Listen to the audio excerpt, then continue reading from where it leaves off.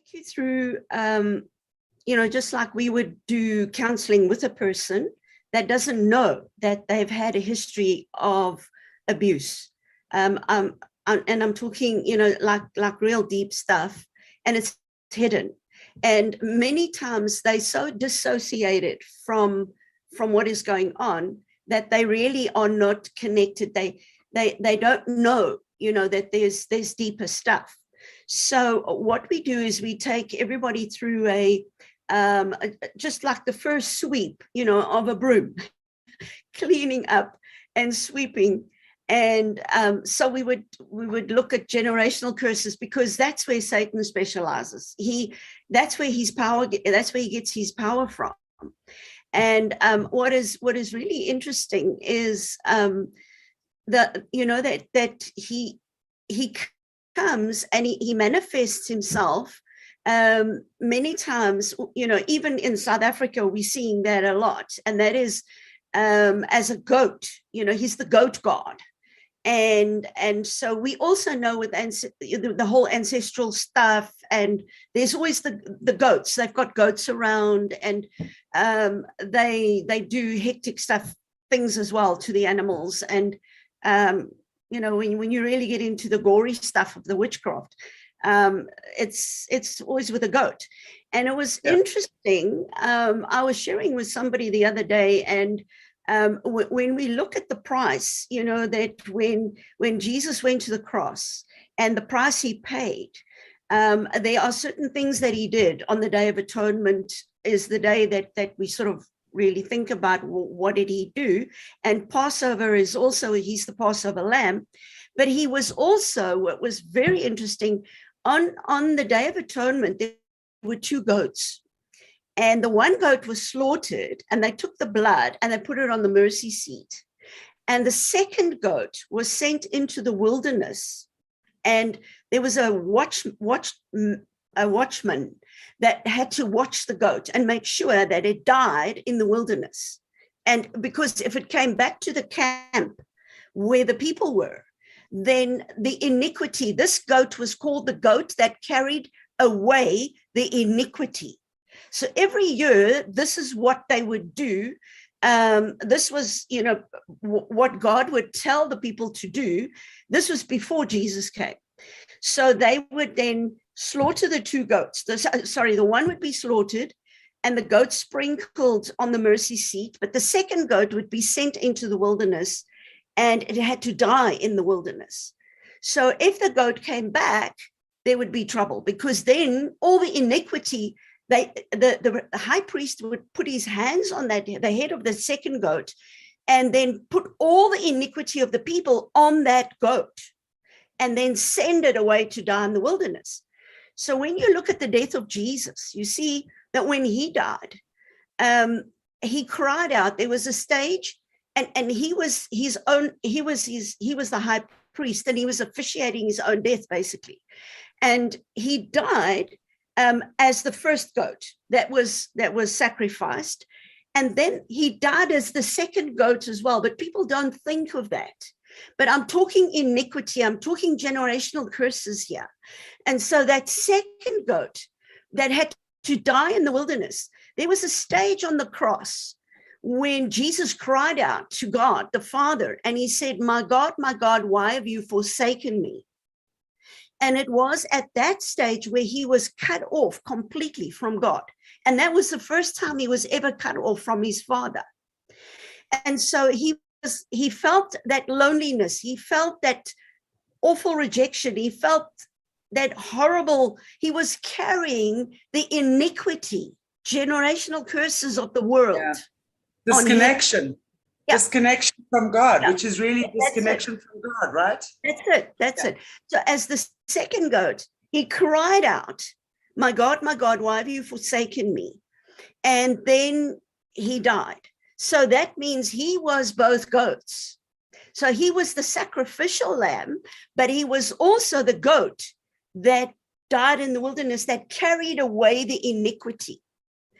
And so when we talk about generational curses, that is why there's nothing else that can take away iniquity. It is only the blood of Jesus that can do that. And so it is important that we understand that. So when people come to us, the first thing we do, and we look at, and we go into detail, I take 3 routes. I take that we, our family tree. Everybody knows we've got like a family tree. And then this tree has got roots. And I focus specifically on 3 main roots. And that is bloodshed. So if there's been bloodshed on the family, that brings a major curse. And I want you to think in the line of SRA. I mean, bloodshed is one of the big things that they go for. How many babies do they kill? All the horrible things they do. The next one's sexual.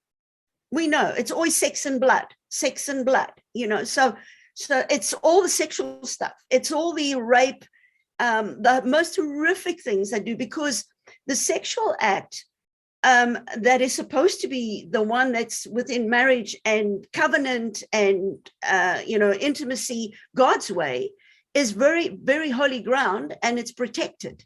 So there's boundaries around it. So what do? They defile it. Whatever God has put in place, they want to destroy.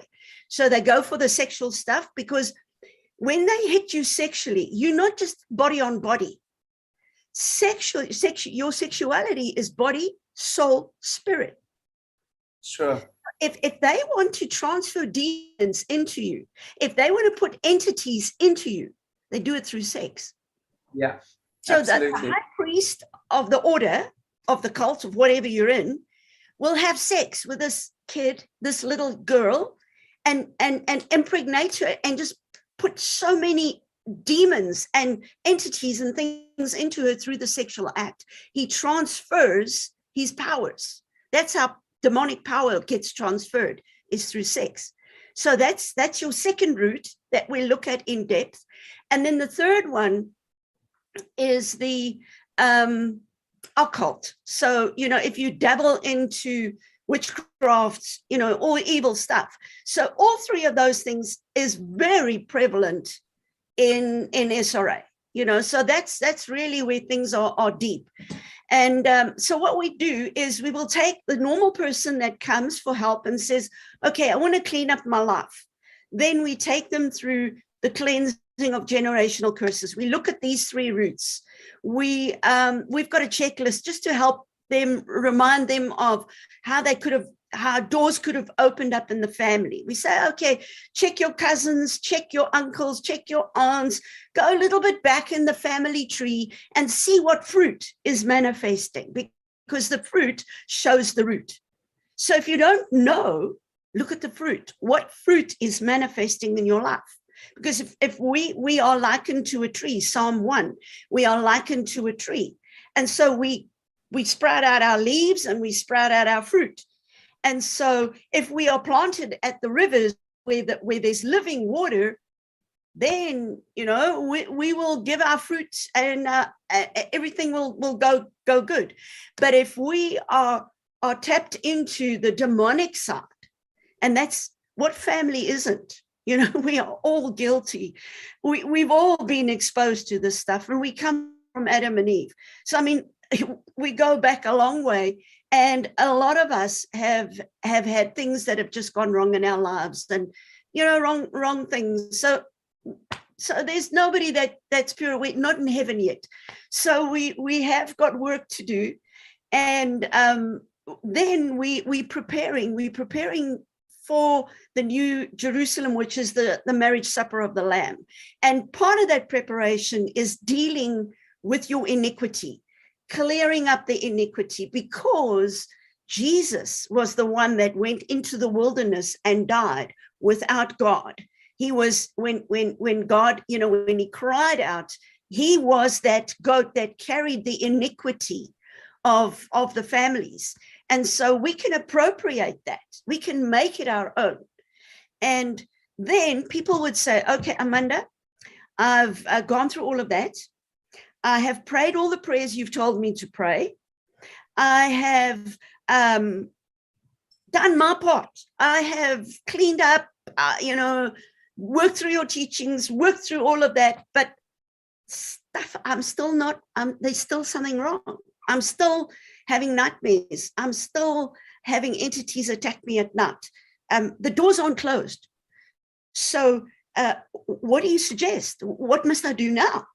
And that is the sure sign. Okay, now we've got to go deeper. So then we say, no, we've got to start understanding, because just like, sin that has been done to you as a child, you didn't ask for these bad things to happen to you, but it happened. And it was not your choice. And so there are emotional wounds as well, which can be generational. Now, this is interesting, Chantal. I want to share this with you. I come from a Afrikaans family. Both mom and dad were Afrikaans family. And so I marry a Roli who's half Afrikaans and half Englishman. So I have huge problems with my mother-in-law. I mean, the mother-in-law stories. But now I'm struggling because I'm supposed to be a Christian, and I'm supposed to love her. And I've just got this huge issue with this mother-in-law of mine. And I can't understand why, But then I've got a problem with the queen, and I'm thinking, who does she think she is, And the Queen of England, and whenever we would think of somebody that, make a joke of somebody that thinks that they're great, and say, you think you're the Queen of England, And that was like our saying just amongst ourselves. But that's just the way I couldn't understand the struggle. Why was I having this war inside of me? So my children, I have 3. They complete school and then they go and study. And when they finish study, they say, they'd like to go overseas. It was where all the young people go overseas and then they go and spread their wings and study and whatever. So my children decide they're going to do that. So where do you think they decide to go? England. Where else? They decide to visit the Queen. And no, there's so many other countries. Why the Queen?